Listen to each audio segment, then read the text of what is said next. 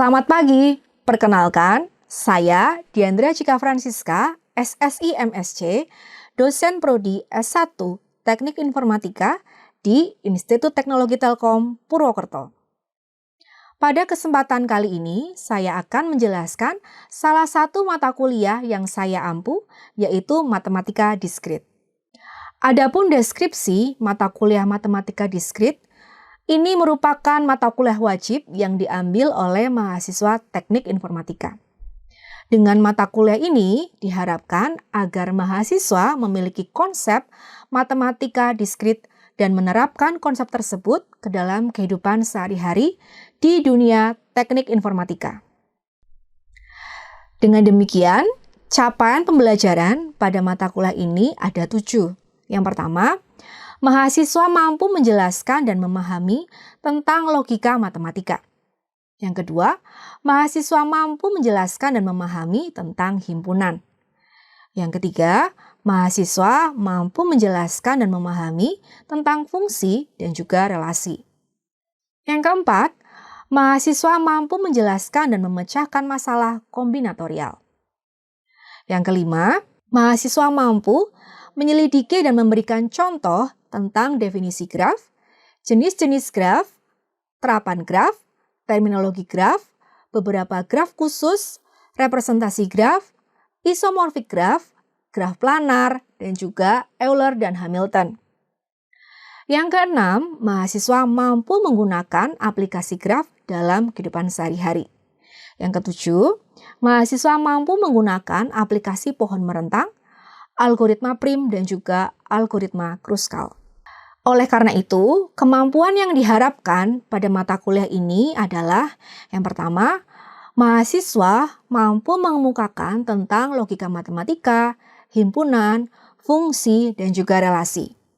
Yang kedua, mahasiswa mampu memecahkan masalah kombinatorial. Dan yang ketiga, mahasiswa mampu menyelidiki definisi graf, jenis-jenis graf, dan contoh terapan graf. Kemudian yang keempat, mahasiswa mampu menentukan terminologi graf.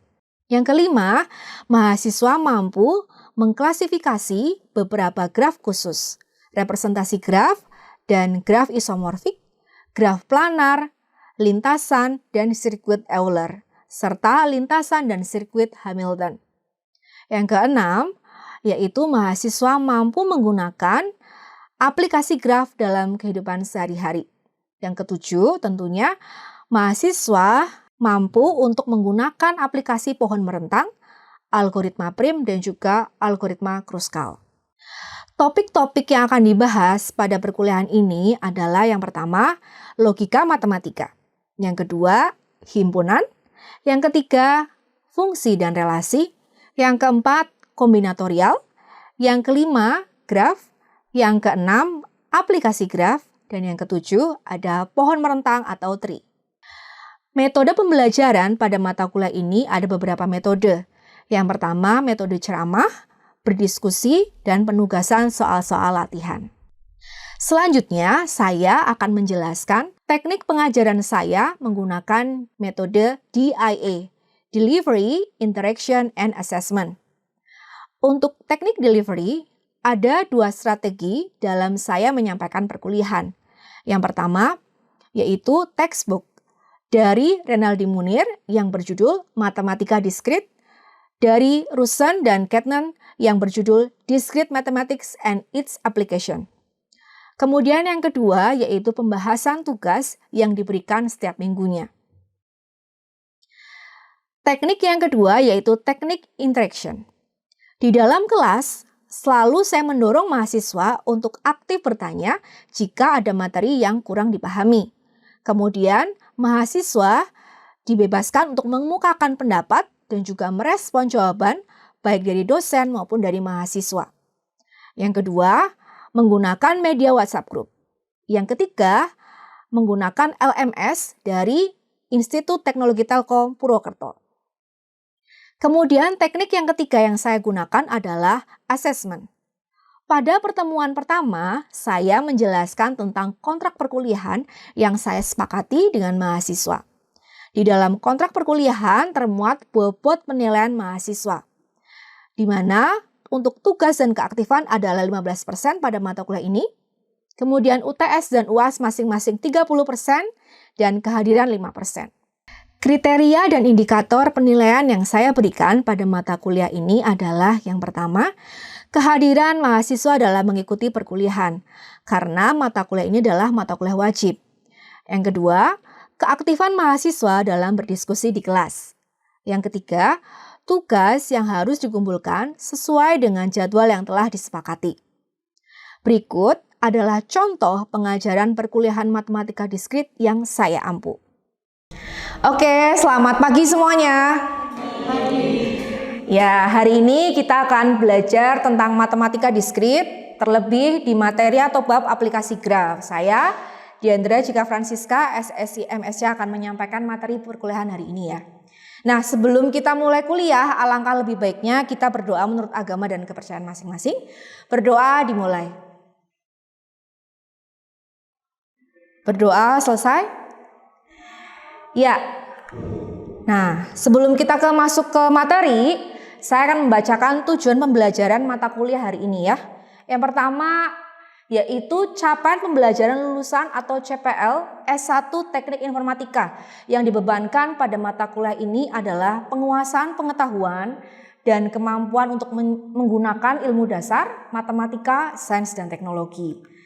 Nah, kemudian capaian pembelajaran mata kuliah atau CPMK ini masuk dalam golongan yang keenam, yaitu mahasiswa mampu menggunakan aplikasi graf dalam kehidupan sehari-hari. Nah, sekarang kita masuk ke materi ya. Yang pertama, beberapa aplikasi graf. Nah, aplikasi graf itu ada 4, teman-teman. Yang pertama, ada lintasan terpendek. Ya, kita akan belajar tentang ini. Kemudian yang kedua, persoalan pedagang. Kemudian yang ketiga ada persoalan tukang pos Cina. Kemudian yang keempat nanti ada pewarnaan graf. Oke, kita mulai dulu dari yang pertama. Pertama yaitu tentang persoalan pedagang keliling atau TSP. Nah, sebelumnya untuk lintasan terpendek itu sudah kita pelajari minggu lalu ya. Jadi ini saya tidak mengulangi lagi, saya langsung ke yang nomor 2, 3, dan 4. Oke, persoalan pedagang keliling atau TSP yang biasa disebut ya. Nah, kasus dalam TSP ini misalkan diberikan sejumlah kotak dan diketahui jarak antar kotak. Pertanyaannya, tentukan tur terpendek yang harus dilalui oleh seorang pedagang bila pedagang itu berangkat dari sebuah kota asal dan menyinggahi setiap kota tepat 1 kali dan kembali lagi ke kota asal keberangkatan. Nah, sebelum masuk kira-kira ini jenis apa kasusnya? Sirkuit Hamilton, sirkuit Euler, lintasan Euler, atau lintasan Hamilton? Ada yang bisa tahu? Ada yang bisa jawab? Kira-kira apa? Mbak? Ya baik Bu, izin menjawab. Kira-kira sirkuit Hamilton. Oke, kenapa sirkuit Hamilton, Mbak? Karena di situ dijelaskan untuk berangkat dari sebuah kota asal dan menyinggahi setiap kota tepat 1 kali dan kembali lagi ke kota asal keberangkatan. Oke. Ada yang mau mencoba jawab lagi? Mbak yang pakai baju pink, silakan. Kira-kira apa nih jenisnya? Sama. Kenapa sama? Kalau kembali ke asalnya. Oke. Ya, kembali ke kota asalnya, betul ya. Nah, kita lihat ya, apakah benar jawabannya Mbak Melinta dan juga jawabannya Mbak Eli ya. Nah, ternyata benar nih. Jenis TSP, kasus TSP ini adalah jenis sirkuit Hamilton. Ya, kenapa? Tadi dibilang dia itu kata kuncinya berangkat dari satu kota, terus menyinggahi setiap kota. Berarti kota itu diberikan titik ya. Nah, titik ke titik yang lain semuanya cuman 1 kali dilewatin. Nah, kemudian kembali ke kota asalnya. Jadi dia balik lagi, makanya dia disebut sirkuit. Nah, Hamiltonnya di mana, Bu? Hamiltonnya itu di bagian ketika dia ke titik satu ke titik lain. Ya, begitu. Jadi disebutkan di sini kasusnya adalah sirkuit Hamilton. Nah, seperti ini gambarannya, teman-teman. Ya. Di sini kita lihat ya. Ada bagian misalkan ini kota nih ya. Ini satu kota, kota E, kemudian D, C, B, A. Ya. Di sini kalau ada masing-masing kota ini, kemudian misalkan Mbak Melinta pengen mengunjungi setiap kota nih sekali aja biar hemat ya pengeluarannya misalkan ya. Nah, nanti dicari mana yang paling deket nih. Nah, dan mana yang paling efektif dan cepat efisien juga. Nah, maka nanti dicari menggunakan TSP. Seperti itu ya. Nah, gambarannya lagi seperti ini nih gambarnya. Nah, jadi ini kita jalan dari satu titik ke titik yang lain. Ini kota-kotanya. Kemudian ya, nanti dia balik lagi nih dari sini, nah ke sini. Nah, ini namanya sirkuit Hamilton. Gitu ya. Nah, kemudian di sini ada lagi yang namanya gambar nih. Saya gambarkan ya. Misalkan di sini ada graf. Graf ini misalkan sebuah wilayah yang ada 4 kotak A, B, C, D. Nah, cara untuk menentukan sirkuit Hamilton adalah, ini ada 3 nih kalau kita lihat ya. Bisa dari A ke B, C ke D balik lagi ke A. Atau dari A ke sini kita tarik ke B. Nah, kita lewat samping ke D. Kemudian ke C, balik lagi ke A lagi.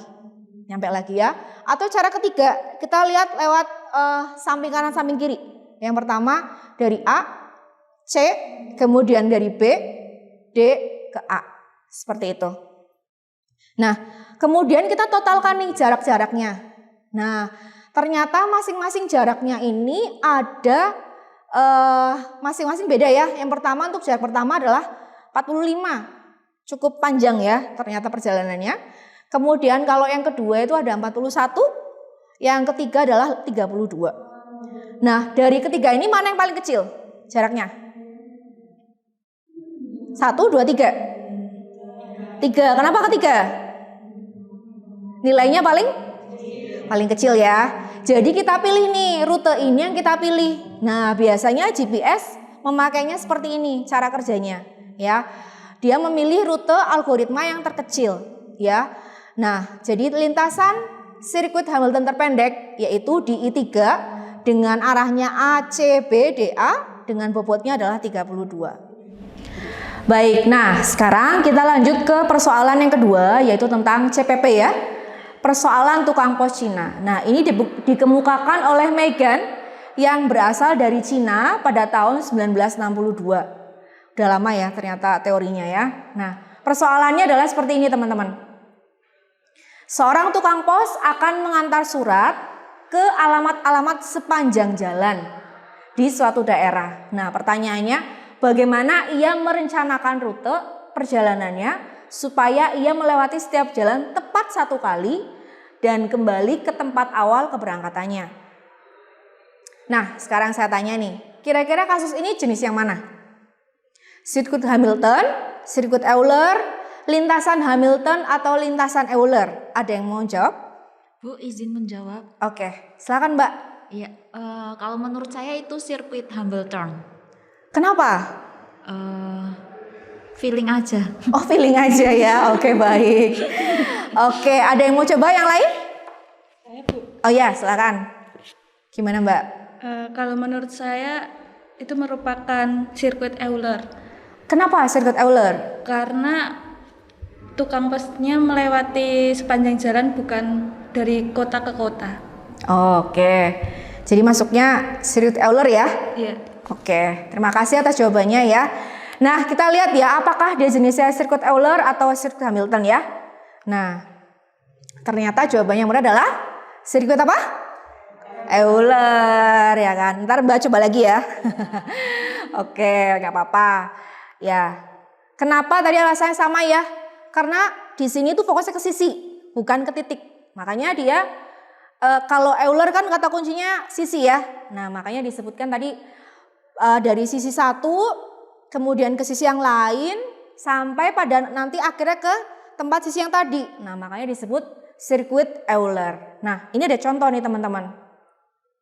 Misalkan ini ada 6 kota ya. Ada A, B, C, D, E, F. Ini ada 6 kota. Nah, tadi Mbak Syifa misalkan ya. Mbak Syifa pengen melewati setiap jalan nih. Touring sama teman-temannya ya. Pokoknya setiap jalan tuh pengen dilewatin sama Mbak Syifa ya. Nah, gimana cara rutenya supaya setiap jalan bisa dilewatin? Nah, ini bisa pakai sirkuit Euler ya. Caranya bagaimana? Kita lihat ya. Kalau saya urutan ya, saya gambar dulu yang pertama di sini titik-titik kotanya.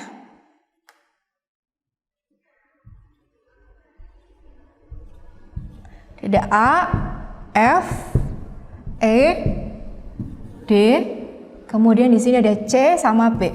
Nah, misalkan Syifa pengen berangkat dari kota A, ya, aku harus jalan kemana ya? Ke B apa ke F gitu ya? Kan jalannya cuma ada 2 nih, B sama F. Nah, di sini kita bisa jalan ke B nih untuk melatih setiap sisinya. Habis dari B lanjut ke C. Habis dari C kita lanjut ke D. Nah, habis dari D lanjut ke E. Habis dari E kemudian ke F. Dari F lanjut ke C ya. Nah, dari C kemudian ke E lagi. Dari E kemudian ke B. Nah, dari B kemudian ke F lagi. Kemudian ke A. Nah, sampai deh semua jalan dilewatin sama Mbak Syifa. Gitu ya. Jadi semua jalan dilewatin sama dia. Jadi sukses lah touringnya ya, bisa dibilang. Kemudian lanjut ya. Ke yang ketiga yaitu pewarnaan graf. Nah, ada 2 macam pewarnaan graf ya. Sebenarnya ada simpul, ada sisi juga. Tapi yang kita pelajari hari ini adalah tentang pewarnaan simpul ya, titik gitu. Nah, pewarnaan simpul adalah memberi warna pada simpul-simpul. Sedemikian sehingga 2 simpul yang bertetangga itu warnanya harus beda. Contoh ya, misalkan ini nih, tetangganya kan banyak nih, ada B, L, SW, I, SP. Nah, tetangganya sama si F tuh warnanya nggak boleh merah. Ya, harus beda warna. Misalkan ini biru, biru, biru, hijau, hijau gitu. Nah, aplikasi pewarnaan graf itu ada banyak teman-teman. Nah, ini apa ya? Ngapain ini?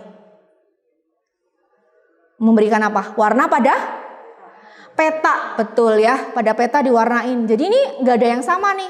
Misalkan dia warnanya sama, kan dikira tetangganya tuh bisa wilayahnya, itu wilayahku kan warnanya sama gitu. Padahal kan beda wilayah, makanya harus beda warna nih ya. Misalkan ini ya Jawa Tengah.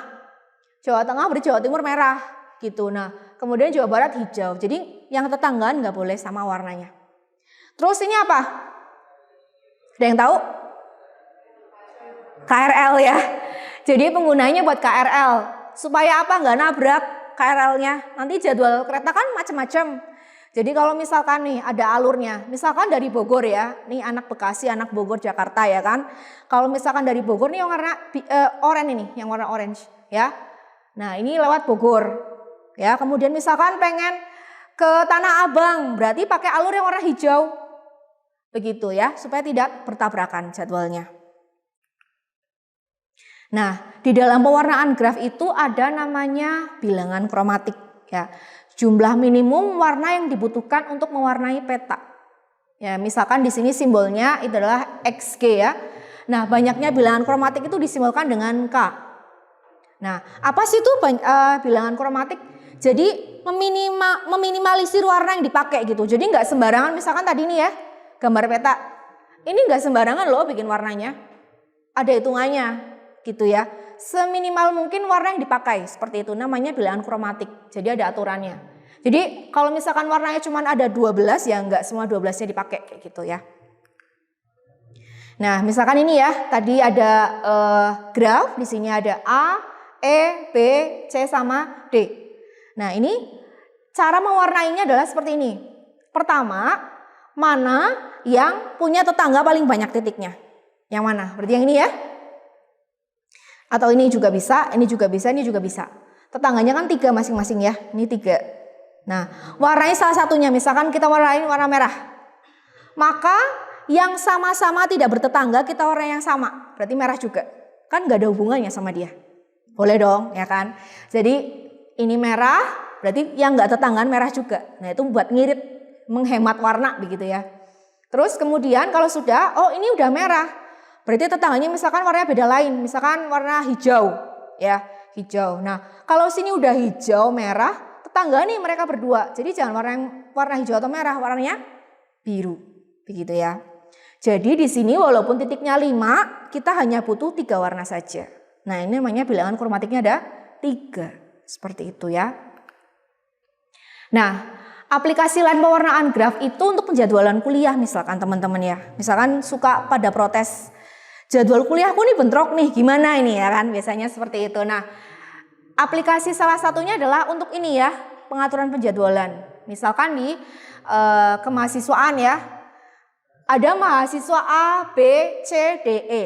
Ya, dia pengen ngambil mata kuliahnya, mahasiswanya 1 sampai 8. Ini mata kuliahnya A, B, C, D, E. Mahasiswa 1 ambil mata kuliah B sama E. Mahasiswa 2 B sama D. Nah, dan seterusnya. Gimana caranya nih ketika mau ujian gak ada yang bentrok? Ya, kita atur. Caranya yang pertama, penyelesaiannya adalah simpul itu sebagai mata kuliah, ibaratkan. Jadi yang mana? Simpul yang ini atau yang ini? 1, 2, 3, 4, 5 atau A, B, C, D, E? A, B, C, D, E, betul ya. Terus kemudian 1, 2, 3, 4, 5 sampai 8 ini apa? Hah? Sebagai apa? Sisi atau simpul? Sisi ya, jangan salah ya. Sisi yang ini mahasiswanya, mata kuliahnya ini sebagai simpul. Oke, kita langsung bikin aja. Nih ya. Nah, kita lihat nih di sini nih ya. Tadi mahasiswa pertama kita cek di sini. Mahasiswa 1 ambil mata kuliah B sama E. B sama E kita hubungkan. Lihat. B sama E kita hubungkan. Oke.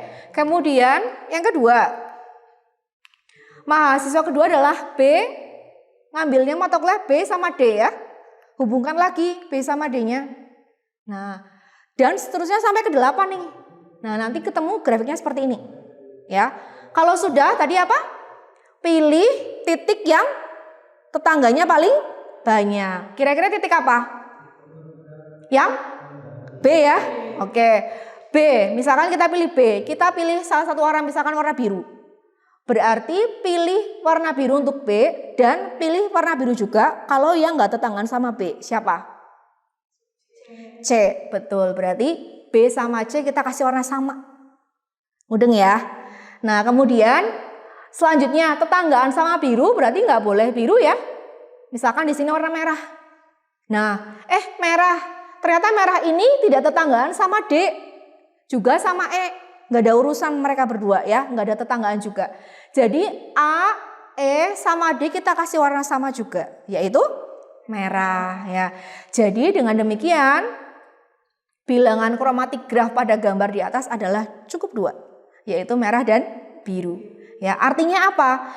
Jadi kalau misalkan mau ujian, mata kuliah A, E sama D itu dapat dilaksanakan bersamaan, barengan nggak masalah. Nggak ada yang bentrok pasti nanti ya. Dan kalau mata kuliah B sama C itu juga bisa bersamaan. Nggak masalah juga. Jadi mereka beda waktu ya, tapi boleh bersamaan ya. A, E, D bersamaan, B sama C bersamaan juga boleh. Asal di sini beda waktu ya, mereka berdua. Nah, sekarang masuk ke penutup, yaitu saya pengen tahu teman-teman hari ini, materi hari ini kita kira-kira yang diperoleh apa aja nih materi hari ini nih. Ada yang mau jawab? Saya Bu. Oh iya, silakan ya, Mas. Buat saya materi yang berkesan itu lebih di perwarnaan graf ya, sehingga dijelaskan pengaplikasiannya jadwal kuliah bisa tidak bertabrakan satu dengan yang lainnya. Oke, good. Terima kasih ya Mas. Nah, selanjutnya kira-kira apa sih manfaat kuliah hari ini tentang aplikasi graf? Ada yang mau coba jawab? Saya Bu. Iya, silakan. Manfaat aplikasi graf yang tadi saya berkesan buat saya itu dia bisa nentuin rute jalan. Rute jalan ya? Bisa lebih mudah dan lebih cepat. Oke, sip. Terima kasih atas jawabannya. Nah, untuk materi minggu depan kita akan belajar tentang pohon merentang, algoritma prim, dan juga algoritma kruskal. Nah, tapi sebelumnya saya juga akan kasih tugas ya. Tugas ini akan dikumpulkan di LMS. Untuk deadline pengerjaannya sudah saya cantumkan di LMS ya. Nanti bisa dicek. Nah, ini tugasnya. Oke, sekian mungkin materi untuk hari ini. Kita perkuliahan ya tentang matematika diskrit, aplikasi graf. Kita bertemu lagi di perkuliahan selanjutnya. Saya tutup. Wassalamualaikum warahmatullahi wabarakatuh. Selamat pagi semuanya.